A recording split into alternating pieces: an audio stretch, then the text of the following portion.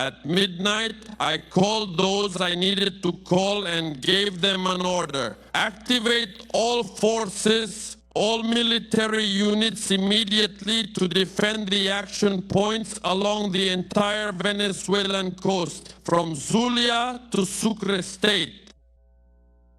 Military forces were deployed. Militia forces, police forces, and top-level teams, including anti-aircraft and coastal defense units, were deployed at 73 key points across the country. And from each point, they moved out to at least 10 subsequent locations. Who's going to do it? The question is poorly phrased. Since 3 in the morning, by 9 in the morning, I received the report. 100% of the country's coasts were covered in real time, with all the equipment and heavy weaponry needed to defend all of Venezuela's coasts, if necessary. While many of you were sleeping, others were out defending the coasts. But who's going to do it? Imperialism? The International Monetary Fund? Thanks to President Putin, thanks to Russia, thanks to China, and thanks to many friends around the world, Venezuela has the equipment to guarantee what? Peace. Peace. The prosperity and happiness of the people of Venezuela. Us. Even if they censor us on YouTube, there I am, censored on YouTube. Go ahead, keep censoring, you idiots. Our hearts, our minds reach the people without needing you. Idiots, I told the people at YouTube, idiots. They stayed. Stupid, stupid, stupid. YouTube, will your end come too?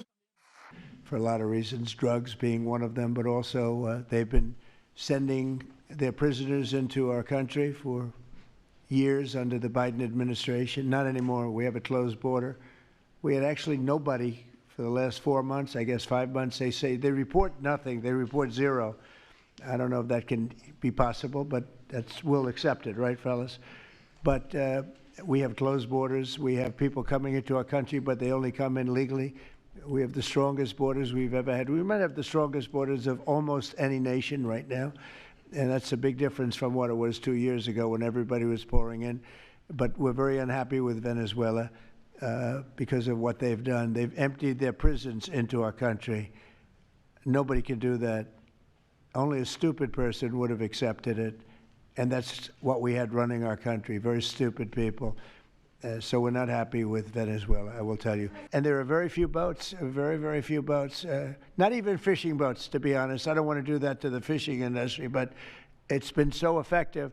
And our sea drugs, as they call them, they use the term sea drugs, the drugs coming in by sea, are like 5% of what they were a year ago, less than 5%.